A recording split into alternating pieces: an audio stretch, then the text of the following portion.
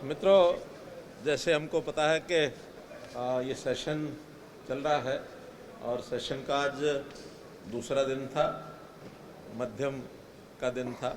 कल तक ये सेशन चलेगा और बहुत से विषय आज यहाँ पर ऐसे थे जिनका ठीक से हमको उत्तर देना था, हमने उसको उत्तर दिया और सब लोग उससे प्राय संतुष्ट थे। लेकिन इसके साथ ही आज थोड़ा सा ध्यान मेरा नूह की तरफ भी था, क्योंकि एक बड़ा विषय वो भी चल रहा था कि 28 तारीख को ये होगा वो होगा। बहुत से लोगों की तरह तरह की चर्चाएं थी, लेकिन मैं सबसे पहले नूह के नागरिकों की बहुत उनका आभारी हूँ और साथ ही और बहुत से संगठन जिनकी ओर से विषय था कि एक यात्रा निकलनी चाहिए। हमने उनको अपील की थी कि जिस प्रकार का यह समय है, इस समय सब मंदिरों में जलाभिषेक के कार्यक्रम हों, यात्रा पर बहुत आग्रह न किया जाए। तो मैं हम सबको धन्यवाद और बधाई देता हूं, आभार प्रकट करता हूं कि जिन्होंने हमारी बात मान करके और इस प्रकार का कोई कार्यक्रम बड़ा न करके और जलाभिषेक के कार्यक्रम के लिए बाहर से कुछ 15-20 संत गए थे, कुछ वहाँ के विश्व हिंदू परिषद के कार्यकर्ता, बजरंग दल के कार्यकर्ता, ऐसे सब संस्थाओं ने बहुत संयम से सारा काम लिया और शांतिपूर्वक आज दिन का वो कार्यक्रम जलाभिषेक का ये पूर्ण हुआ है। पहली सूचना मैंने आपको ये देनी थी। इसी के साथ जैसे 2 दिन का ये सत्र पूरा हुआ है, तो इसमें सबसे पहले तो आज जैसा पहले दिन कुछ बंधुओं को श्रद्धांजलि दी गई थी, आज भी एक हमारे पूर्व विधायक जो 26 तारीख को चले गए थे, श्री रण सिंह बेनीवाल, उनको श्रद्धांजलि दी गई। और इसी प्रकार आज विश्व एथलेटिक्स चैंपियनशिप में जैसे नीरज चोपड़ा ने एक नया रिकॉर्ड बनाया, अपने देश का ये पहला खिलाड़ी जिसने गोल्ड मेडल जीता है विश्व एथलेटिक्स चैंपियनशिप में, उनको भी हमने सदन में ही बधाई दी है।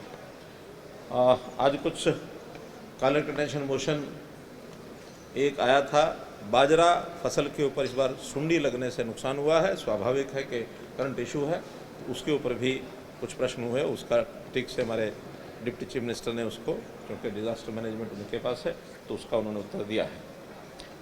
एक अध्यादेश जो नगरों के जो चुनाव होने हैं उससे पहले वार्डबंदी आवश्यक होती है, तो वार्डबंदी में जो पिछड़ी जाति के लोगों को आरक्षण के संबंध में सुप्रीम कोर्ट ने एक निर्णय दिया था कि ट्रिपल टेस्ट के माध्यम से उनका कितना आरक्षण होगा इसका एक प्रकार से निर्धारण कराया जाए। उसके अंतर्गत हमने बैकवर्ड क्लास कमीशन ये बनाया। उन्होंने स्पष्ट हमको एक जो रिपोर्ट दी है, उस रिपोर्ट में बैकवर्ड क्लास बी के बारे में ये कहा है कि पर्याप्त राजनीतिक उनका जो प्रतिनिधित्व वो है, इसलिए उनके लिए आरक्षण की आवश्यकता नहीं है। लेकिन बैकवर्ड क्लास ए उनको प्रतिनिधित्व आरक्षित किया जाए, तो उसके अनुसार आरक्षण किया था। और एक अध्यादेश लेकर के इसलिए आए थे क्योंकि चुनाव बहुत विलंब हो रहे थे, ताकि हम अध्यादेश के माध्यम से वार्डबंदी आदि करा करके जल्दी चुनाव करा सकें। इसके लिए अगर सेशन तक रुकते तो शायद और लंबा समय लगता, और वैसे भी सेशन में पिछली बार इस एक्ट को हम लेकर के आए थे, कुछ उसमें ऑब्जेक्शंस थे जिसके कारण से हमने उसको वापस लिया था। तो आज उस अध्यादेश को निरस्त किया जाए, ऐसा एक प्रस्ताव था जिसको गिरा दिया गया था, और हमने तय किया था कि ये अध्यादेश बहुत आवश्यक था, इसलिए लेके आए। और उसी के साथ बाद में फिर इस अध्यादेश को एक एक्ट बनाने के रूप में भी हमने बिल पेश करके और उसको एक्ट बनाया है, जो नगर निगम के लिए भी है, नगर पालिका नगर परिषद के लिए भी है। तो वो एक्ट जो दोनों हैं वो पास हुए हैं। एक एक्ट हरियाणा नगरीय क्षेत्र विकास और विनिमयन संशोधन एक्ट भी, जिसके अंदर पहले जो हम उनको रजिस्ट्रेशन करते थे उसमें एक प्रावधान था कि केवल रिहायशी मकानों के लिए ही रजिस्ट्रेशन होता था फ्लोर वाइज। उसको अब साथ में कमर्शियल वाणिज्यिक जो संपत्ति है उसका भी प्रावधान किया गया कि उसका रजिस्ट्रेशन भी सिंगल फ्लोर का करवा सकते हैं, ऐसा इसके अंदर एक प्रावधान किया गया है। सूचन था कि पहले फ्लोर पर केवल रेजिडेंशियल की प्रॉपर्टी ही रजिस्टर होती थी, अब रजिस्ट्रेशन के साथ साथ अगर वो वाणिज्यिक है तो वो भी हो सकती है, एज द केस में भी। बल्कि जो शब्द मैं बोल रहा हूँ इसको संशोधन के रूप में जब आया था विपक्ष की ओर से, हमने उसको मान लिया, ठीक है, एक वाक्य का विस्तार है ये, एज द केस में भी, आखिर तो या तो वाणिज्यिक है या फिर रेजिडेंशियल है, दोनों में से एक ही होगा, तो उसका रजिस्ट्रेशन जैसा केस होगा वैसा करेंगे। कुछ 3 विधेयक आज पुनर्स्थापित किए गए हैं जिसके ऊपर कल चर्चा होगी, उनको पास किया जाएगा। हरियाणा माल एवं सेवा कर विधेयक, दूसरा हरियाणा खाद्य शोर निरसन विधेयक और तीसरा हरियाणा किशोर धूम्रपान निरसन विधेयक।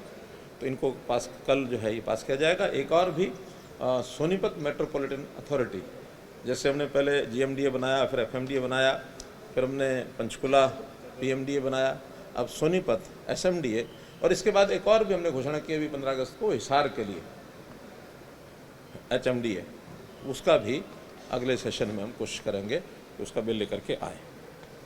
इसी प्रकार एक संकल्प पत्र फाइनेंस डिपार्टमेंट की ओर से वो भी पढ़ा गया है, जिसमें केंद्र सरकार की ओर से किसी एक एक्ट में 1944 का एक एक्ट था, उसको निरसन करने का एक अथॉरिटी हमने उनको देनी थी, ऑथराइज करना था, क्योंकि वो बिल गवर्नमेंट ऑफ इंडिया का सेंट्रल बिल भी है और प्रदेशों पर भी वो लागू होता है।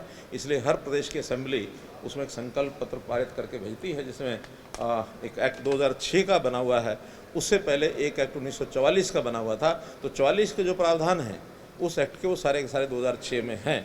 तो जैसे केंद्र में मुहिम चल रही है कि इस प्रकार के जो आउटडेटेड एक्ट्स हैं उनका निरसन किया जाए, उसमें एक एक्ट ये भी था, प्रधानमंत्री जी ने एक मुहिम चलाई है, हमने भी उसके अंतर्गत हरियाणा में कुछ 2 दर्जन भर ऐसे एक्ट्स हैं जिसको निरसन किया है। तो ये एक्ट केंद्र सरकार का उसको निरसन करने के लिए, और हमने उनको अपनी ओर से ऑथराइजेशन हमारा चला गया है।